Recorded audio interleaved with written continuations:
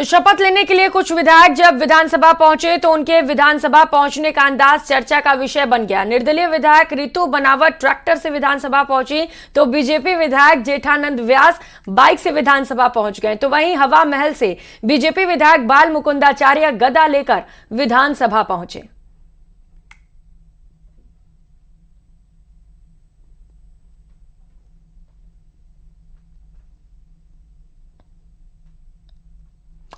तो प्रदेश में कानून व्यवस्था और भ्रष्टाचार के खिलाफ उप मुख्यमंत्री deputy CM doctor Premchand Bairwa action में है। उप मुख्यमंत्री ने भ्रष्टाचार और अनियमितता करने वालों को 2 टूक चेतावनी देते हुए न्यूज 18 राजस्थान से एक्सक्लूसिव बातचीत में कहा कि या तो वो खुद ही सुधर जाएं या फिर सरकार ऐसे अधिकारियों के खिलाफ सख्त एक्शन लेगी। उप मुख्यमंत्री की जिम्मेदारी संभालने के बाद पहली बार अपने दूदू विधानसभा क्षेत्र का दौरा करते हुए जनता की शिकायतें सुनी और उनके निपटारे के लिए अधिकारियों को आदेश भी दिए।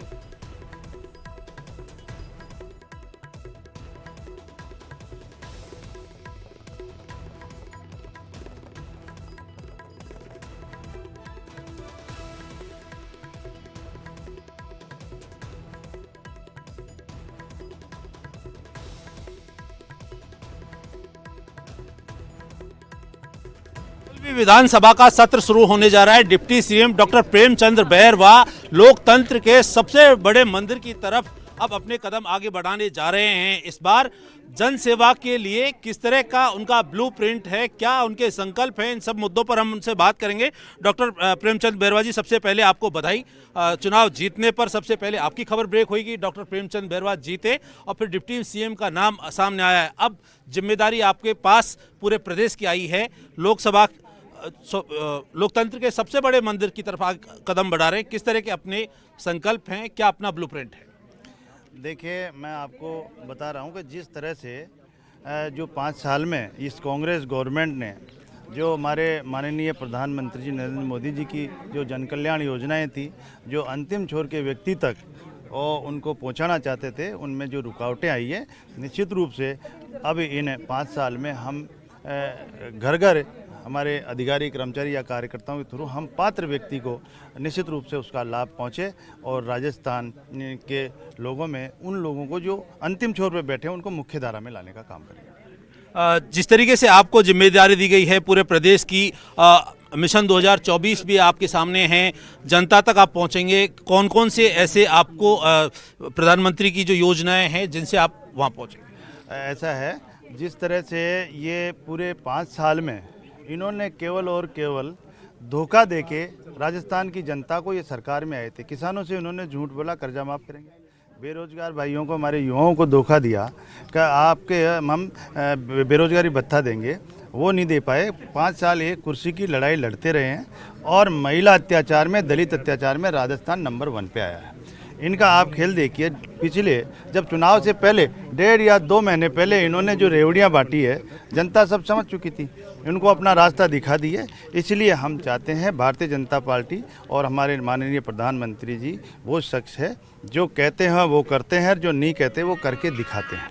इसलिए हमारा यही रहेगा कि राजस्थान आगे किस तरह से बढ़े, जिस तरह से इन्होंने पीछे बहुत धकेल दिया इन 5 साल में, तो उसको हम आगे विकसित राजस्थान बनाने के लिए प्रयास करेंगे। जीतने के बाद आपने जब पहली बार दूदू अब गए डिप्टी सीएम बनने के बाद में, आपने वहां पर निश्चित तौर पर जो आपने कहा है उसको सच करने का जो है एक साहस भी दिखाया है। वहां जिस तरीके से नियम विरुद्ध कार्य हो रहे थे उनके खिलाफ एक्शन भी लिए हैं और उनके रोकने के प्रयास भी किए गए हैं।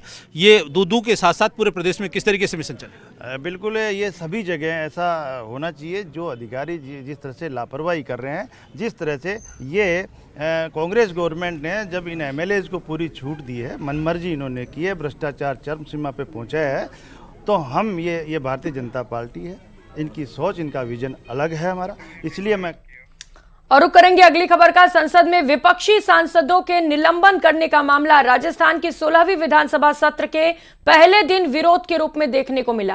कांग्रेस के विधायक विधानसभा में काली पट्टी बांधकर पहुंचे। सांसदों के निलंबन पर सचिन पायलट ने कहा कि संसद में पूरे विपक्ष को निलंबित करना गलत काम है, कांग्रेस पार्टी इसे गलत ठहराती है, इसलिए विधानसभा के अंदर काली पट्टी बांधकर अलोकतांत्रिक कदम का विरोध किया गया है। विपक्ष की आवाज दबाने का काम किया जा रहा है। सदस्य निर्वाचित हुआ हूं ईश्वर की शपथ लेता हूं कि मैं विधि द्वारा स्थापित भारत के संविधान के प्रति सच्ची श्रद्धा और निष्ठा रखूंगा। मैं भारत की प्रभुता और अखंडता अक्षुण्ण रखूंगा तथा जिस पद को मैं ग्रहण करने वाला हूं उसके कर्तव्यों का श्रद्धापूर्वक निर्वहन करूंगा। और जयपुर से इस वक्त की सबसे बड़ी खबर आपको बता दें, कालवाड़ में महिला की हत्या कर लाश जलाने के मामले से जुड़ी बड़ी खबर सामने आ रही है। 27 दिन बाद कालवाड़ थाने में पुलिस ने इसे लेकर खोज शुरू की है। सनसनीखेज खुलासा हुआ है, महिला का पति ही कातिल निकला है। आरोपी गिरफ्तार खजाने वालों का रास्ता निवासी मनीष बताया जा रहा है, मनीष जांगिड़, जिसे गिरफ्तार कर लिया गया है। आपसी अनबन की वजह से पत्नी की गला घोंटकर हत्या कर दी थी। आधी रात को कमरे में पत्नी का लाश बोरे में डाला, स्कूटी पर लाश को बोरे में डालकर काला डेरा पहुंचाया। चंपापुरा गांव में लाश पर पेट्रोल डालकर उसमें आग लगा दी। पत्नी की लाश जलाने के बाद वो घर आकर सो गया। आरोपी डीएनए टेस्ट से पहचान के बाद पति को गिरफ्तार किया गया है। सहयोगी विष्णु हमारे साथ जुड़ चुके हैं। विष्णु, बड़ा खुलासा हुआ है, पति ही हत्यारा निकला, कैसे ये खुलासा कर पाई पुलिस और अभी क्या अपडेट इस मामले पर? देखिए, बिल्कुल जयपुर के कालवाड़ इलाके में चंपापुरा गांव में 23 नवंबर को एक मर्डर हुआ था और 24 नवंबर की सुबह को एक लाश मिली थी और लाश महिला की थी जिसे पूरी तरीके से हत्या के बाद में जला दिया गया था, जिसके 27 दिनों के बाद कालवाड़ थाना जो पुलिस है उसकी एक बड़ी सफलता मिली, जिसमें मनीष कुमार शर्मा को पुलिस ने गिरफ्तार किया है और ये जो कातिल है वो महिला का पति ही निकला। ये बहुत बड़ी जानकारी सामने आई और अब तक की पड़ताल में ये सामने आया कि आरोप खजाने वालों के रास्ते में बद्रीनाथ जी के मंदिर में रहता है और 23 नवंबर की रात को उसका अपनी पत्नी मुस्कान के साथ में झगड़ा हुआ था और आपसी कलह के बीच में मनीष कुमार ने अपनी पत्नी की पहले गला घोट के चुन्नी से गला घोट के हत्या कर दी और उसके बाद आरोपी ने अपनी पत्नी की लाश को घर में ही एक जो बोरा रखा था उस बोरे में इस लाश को छिपाया और अपनी दूसरी गाड़ी थी उसकी एक गाड़ी में पेट्रोल एक बोतल में भरा और इसी स्कूटी से अपनी पत्नी की लाश को लेकर के वो आधी रात को घर से रवाना हुआ और अपने रास्ते बदलते बदलते वो आखिरकार कालवाड़ रोड पे चंपापुरा में पहुंचा, जहां पर पत्नी की लाश को फेंकने के बाद में पेट्रोल छिड़क के पूरी तरीके से आग लगा दी ताकि उसकी पहचान ना हो। और वहीं जब पुलिस को डीएनए के जरिए यानी डीएनए टेस्ट के जरिए महिला की शिनाख्त होती है, उसके नाम मुस्कान पाया जाता है। और सबसे खास बात यह है कि मनीष कुमार ने अपनी पत्नी की हत्या के बाद में वो घर आकर के सो गया और करीब 4 दिनों के बाद आरोपी ने अपनी पत्नी की गुमशुदगी की रिपोर्ट कोतवाली थाने में दर्ज कराई, जिसके बाद में पुलिस ने लगातार कार्रवाई की और आखिरकार कालवाड़ थाना प्रभारी धर्म सिंह और एसीपी सुरेंद्र सिंह राणावत की टीम ने बड़ी इस तत्परता से इस वारदात का खुलासा किया है। जी बिल्कुल विष्णु, खुद ही हत्या की, खुद ही थाने पहुंचकर रिपोर्ट भी दर्ज कराई, लेकिन कहते हैं कि जितना भी शातिर क्यों ना हो आरोपी, कोई ना कोई सबूत छोड़ ही जाता है। बहुत शुक्रिया आपका विष्णु तमाम जानकारियों के लिए।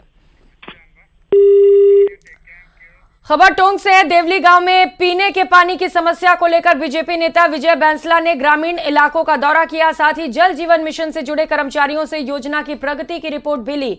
जिन गांवों में अब तक पानी नहीं पहुंचाया उस पर वजहों का खुलासा किया गया, वजह जानने की कोशिश की गई और जल्द समस्याओं का भरोसा भी दिया गया कि समस्याओं का समाधान हो सकेगा। वहीं सावतगढ़ में सरकारी स्कूल का उन्होंने निरीक्षण किया, यहां स्कूल में कमरों की जरूरत बाबत सरकार तक बात पहुंचाने का भी भरोसा दिया। बैसला उनियारा के सीएचसी में महिला डॉक्टर की कमी का मुद्दा भी उठाते नजर आए और अधिकारियों से ग्राउंड में उतरकर काम करने की भी बात कही। ये कि सावंतगढ़ और बैनपा और अपना ख्वासपुरा, रामपुरा, खूब सारे गांव, मतलब कम से कम आप मान लीजिए 20-25 एक गांव तो हम घूम के आए और वहाँ बहुत सारी चीज़ें हमने देखी। कहीं किसी जगह पानी आ भी रहा था, बहुत सारी जगह पानी नहीं भी आ रहा था। एक जगह तो ऐसी रही जहाँ पे फॉरेस्ट की परमिशन नहीं आई है। अब वो पानी देने में फॉरेस्ट की परमिशन का चक्कर है। काफ़ी सारी जगह ऐसी हैं जहाँ पर काम हुए नहीं हैं, तो वो सारी बातें सामने आई। और काफ़ी जगह ऐसे हैं कि जहाँ पे सिस्टम शुरू हो गया है वहाँ पे वॉल्व्स को स्विच करने के लिए हम लोग किसी व्यक्ति को लगा नहीं पाए, जिसकी वजह से पानी होते हुए भी पानी नहीं दे पा रहे। और उदयपुर से बड़ी खबर सामने आ रही है। नशा की तस्करी पर बड़ी कार्रवाई की गई है। अवैध डोडा चूरा तस्करी पर पुलिस ने एक्शन लिया। कार से 296 किलो अवैध डोडा चूरा बरामद किया है। पुलिस और तस्करों की गाड़ी के बीच इस दौरान टक्कर भी हुई। तस्करों ने गोगुंदा थाना पुलिस पर फायर किया है। जवाब में पुलिस ने भी तस्करों पर फायरिंग की। मौके से तस्कर फरार हो गए हैं और पुलिस ने तस्करों की तलाश शुरू कर दी है। तो बड़ी खबर, नशा तस्करी के खिलाफ पुलिस ने बड़ी कार्रवाई को अंजाम दिया है, जहां पर मुठभेड़ भी हुई। पहले तस्करों की ओर से फायरिंग की गई और फिर उसके बाद पुलिस की ओर से भी जवाबी फायरिंग की गई। हालांकि इन सब के बीच तस्कर मौके से फरार हो गए हैं, जिनकी तलाश लगातार जारी है। अजमेर के किशनगढ़ से बड़ी खबर है, जहां पर चोरी की वारदात को अंजाम दिया गया। ज्वेलर की दुकान में चोरी की गई। 6 से ज्यादा चोरों ने दुकान को निशाना बनाया। 9 लाख की ज्वेलरी और 2.5 लाख कैश पार कर लिया। दुकान का शटर तोड़कर वारदात को अंजाम दिया। दुकान में लगे सीसीटीवी में चोरी की यह घटना कैद हो गई। पीड़ित दुकानदार ने थाने में से लेकर रिपोर्ट दर्ज करा दी है। फुटेज के आधार पर अब पुलिस पूरे मामले को लेकर जांच में जुटी हुई है। तो ये तस्वीरें सामने आई हैं। सीसीटीवी फुटेज के आधार पर पुलिस फरार चोरों की तलाश में है। 9 लाख की ज्वेलरी और 2.5 लाख कैश चोरों ने पार कर लिया है।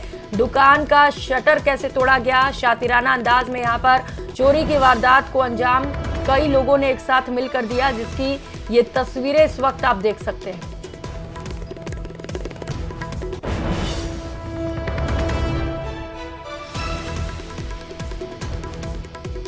तो अजमेर के किशनगढ़ में चोरी की वारदात, जिसकी अलग अलग तस्वीरें। पहली तस्वीर दुकान के बाहर से, जहां पर बाहर के सीसीटीवी कैमरे ने ये तस्वीरें कैद की, जिस तरीके से शटर तोड़ा गया और उसके बाद चोर दुकान के अंदर दाखिल हुए। दूसरी तस्वीर आप देख पा रहे हैं दुकान के अंदर की ये तस्वीरें, जहां पर चोरी की वारदात को अंजाम दिया जा रहा है। कई चोर एक साथ दुकान के अंदर दाखिल होते हैं और यहां पर से बड़े पैमाने पर ज्वेलरी और कैश की चोरी करके फरार हो जाते हैं। अब इन 2 फुटेज के आधार पर पुलिस लगातार चोरों की शिनाख्तगी में जुटी है। और कोरोना से जुड़ी सबसे बड़ी खबर आपको बता दें, नए वेरिएंट को लेकर सरकार पूरी तरह से अलर्ट है। कोरोना के नए वेरिएंट को लेकर केंद्र सरकार अलर्ट है। केंद्र से मिले निर्देशों की पालना को लेकर बैठक बुलाई गई है। एसीएस मेडिकल शुभ्रा सिंह ये बैठक लेंगी। चिकित्सा विभाग के सभी अधिकारी इस बैठक में शामिल होंगे। तो इससे पहले भी केंद्र सरकार ने सभी राज्यों को अलर्ट रहने के लिए दिशा निर्देश जारी किए थे और अब एक और बड़ी बैठक होने वाली है, जहां पर केंद्र सरकार से मिले निर्देश के आधार पर एसीएस मेडिकल शुभ्रा सिंह ये बैठक लेंगे। चिकित्सा विभाग के तमाम अधिकारी इस बैठक में मौजूद रहेंगे। कोरोना को लेकर कैसे बचाव किया जाए, इसे लेकर खास चर्चा होगी।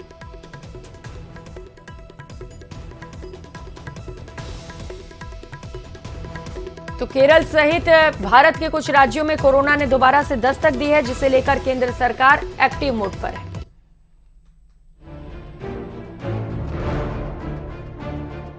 एक बार फिर से कोरोना के बढ़ते मामले डराने लगे हैं। चीन और अमेरिका के बाद भारत में भी कोरोना के JN1 वेरिएंट का मामला सामने आया है।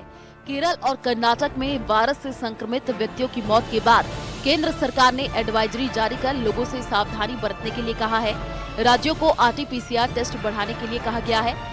राज्यों में मिलने वाले पॉजिटिव सैंपल्स की जीनोम सीक्वेंसिंग के लिए लैब्स में सैंपल भेजने को कहा गया है। कोविड को लेकर के पैदा हुए हालातों पर राज्य सरकार निगरानी कर रही है। सभी अस्पतालों को खास तौर पर सतर्क रहने को कहा गया है। यह वेरिएंट अमेरिका में, चाइना में, सिंगापुर में पाया गया और अभी एक नवीन मामला जो है ये भारत में भी डिटेक्ट हुआ है, जिसके बाद भारत सरकार के स्वास्थ्य मंत्रालय ने इस बारे में सभी राज्यों को एक एडवाइजरी जारी की है कि इस बुलेटिन में फिलहाल इतना।